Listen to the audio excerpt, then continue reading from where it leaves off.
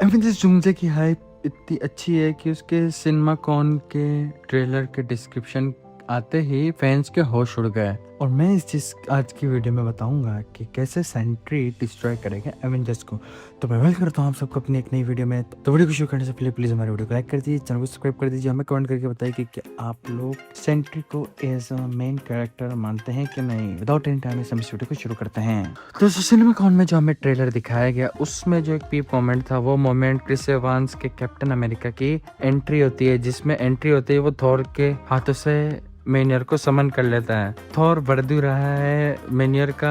अब God of thunder के हाथों से उसका वेपन छीन लेना ये कुछ छोटी बात तो नहीं है, क्योंकि अगर आप लोग को याद हो तो ऐसा सिर्फ ओडिन ने किया था और उसके बाद से ऐसा कोई भी नहीं कर पाया। हेला ने मेनियर को रोका और तोड़ा भी, पर उसे थॉर के हाथों से खींचा नहीं, पर ऐसा स्टीव ने किया है। और अब आपके दिमाग में जेन फॉस्टर का भी नाम आ रहा होगा कि उसने भी तो मेनियर को समन किया था, पर कहीं ना कहीं मेनियर थॉर की कमांड मार रहा था। पर स्टीव रॉजर्स के लिए मेनियर को कोई कमांड नहीं दी गई है, और जिस चीज सोल्जर को आप डूम्सडे में देखोगे वो एक अलग लेवल का बीस्ट होगा। और रही बात स्टीव के लुक, तो कहा जा रहा है कि उसके बाल और बियर्ड बहुत बड़े होंगे, तो इसका मतलब डूम्सडे के पहले टीजर में हमने देखा था कि स्टीव रॉजर्स बड़ा ही चिकना दिख रहा है, तो ये जो बड़े बाल कहाँ से आ गए। तो इसका एक ही जवाब हो सकता है कि स्टीव रॉजर्स एवेंजर से यूनाइट होने से पहले, खुद से पहले महीने से सालों अक्रॉस टाइम बहुत रगड़ रहा होगा। उसने पहले खुद से हर तरीके से इंकर्जन से निपटने की कोशिश की होगी, बैक टू बैक बोर्ड लड़ते हुए अपने खुद पे ध्यान नहीं दिया होगा कि वो कैसा दिख रहा है, और इन सभी वॉर्स का रिजल्ट होगा स्टीव के चेहरे पे।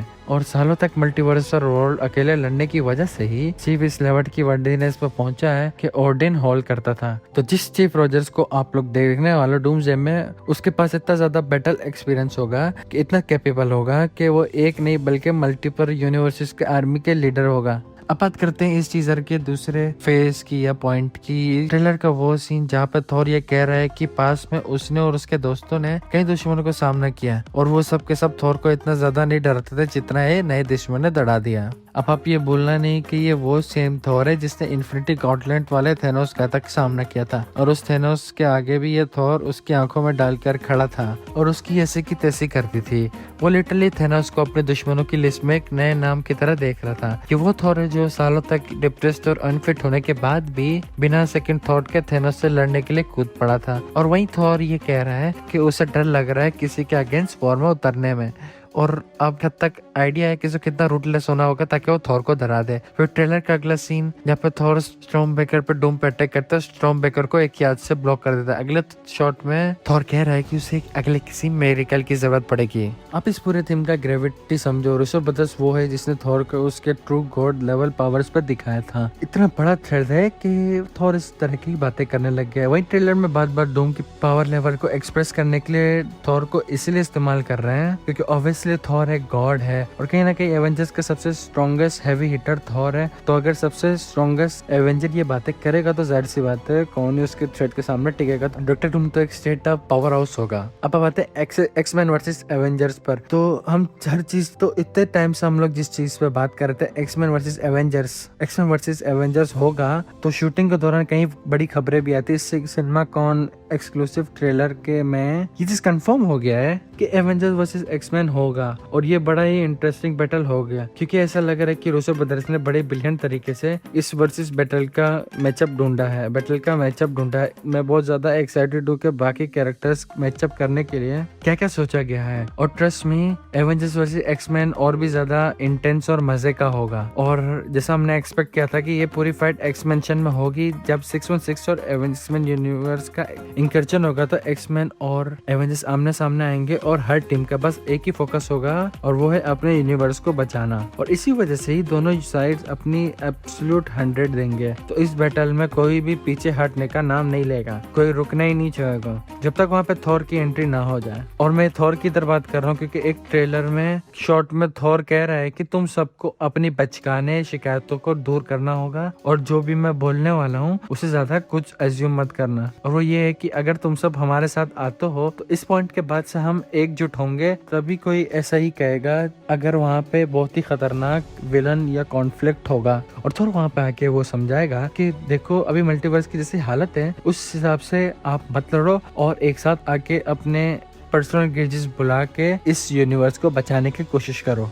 अगला पॉइंट है एक्समैन का जो सीक्रेट प्लान है, वो गजब का शॉट है जहाँ पे रेबेका रोमन की मिस्टेक येलेना का फॉर्म ले लेती है। अब इसमें मैंने काफी देर सोचा कि इस शॉट का कंटेक्स्ट क्या हो सकता है, कि एक पॉसिबल आउटकम मेरे दिमाग में आए, वो बड़ा ही डार्क है। अगर ऐसा होगा कि तो एक्समैन जीतने के लिए कुछ भी कर सकते हैं, तो मिस्टेक येलेना क्यों बनेगी? क्योंकि ताकि वो बॉब या सेंट्री को मैनिपुलेट कर पाए एवेंजर्स के खिलाफ। अब देखो जो आंसर मेरे दिमाग में आया था कि जब एवेंजर्स वर्सेस एक्समैन होगा तब एक्समैन को रियलाइज होगा कि सेंटिनल से लड़ने के बाद वो उतने पावरफुल बचे ही नहीं, वो एक और वॉर झेल पाए। तो उन्हें अंदाजा होगा कि एवेंजर्स के साथ फुल फ्लेज फाइट में वो हार जाएंगे। तब साइक्लोप शायद एक प्लान बनाए कि उसने पता लगा लिया कि दूसरी साइड एक अकेली पूरी टीम नहीं है, बल्कि मल्टीपल टीम्स एक साथ आई हैं। और ये उस टीम में एक ऐसा बिंग है जो रेगुटसली ओवर पावर्ड है, वो इमोशनली काफी वीक है और एक ही शान पे भरोसा करता है, वो है येलेना। और शायद फिर साइक्लोप मिस्टेक से कहेगा कि ये तुम येलेना बनो और जाके किसी तरीके से बॉब को मैनिपुलेट कर दो, इस तरीके से वो सेंट्री बन के खुद एवेंजर्स पे भड़क जाए,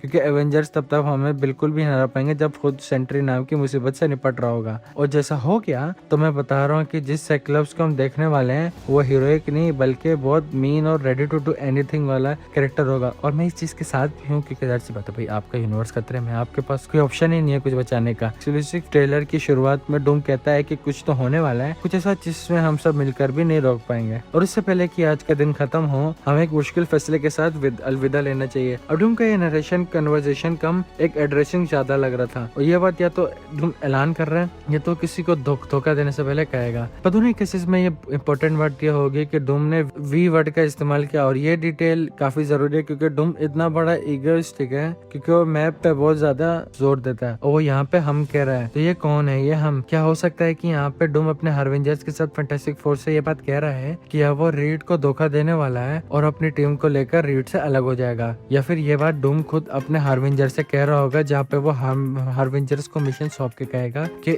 इस मुश्किल फैसले को इम्प्लीमेंट करने वाले हैं। और इस मोमेंट के बाद सब अपने रास्ते जाएंगे और अपना मिशन पूरे जाएंगे। और यहाँ से डूम चला जाएगा लोकी के पास, और जहाँ पे ये डायलॉग आने वाला है वहाँ पे जाहिर सी बात है डूम अकेला तो जाएगा नहीं। तो ये थी हमारा जो थ्योरी, आप एक तरीके से इसको कह सकते हैं। हमें कमेंट करके बताइए आप लोग इस चीज के बारे में क्या सोचते हैं, अपने थॉट्स हमारे साथ कमेंट में शेयर करें। तो आज की इस वीडियो के लिए इतना ही। आप लोग को वीडियो पसंद आएगी प्लीज हमारे वीडियो को लाइक कर दीजिए, चैनल को सब्सक्राइब कर दीजिए। मैं आपसे लोग से मिलता हूँ अगली वीडियो में। बाय।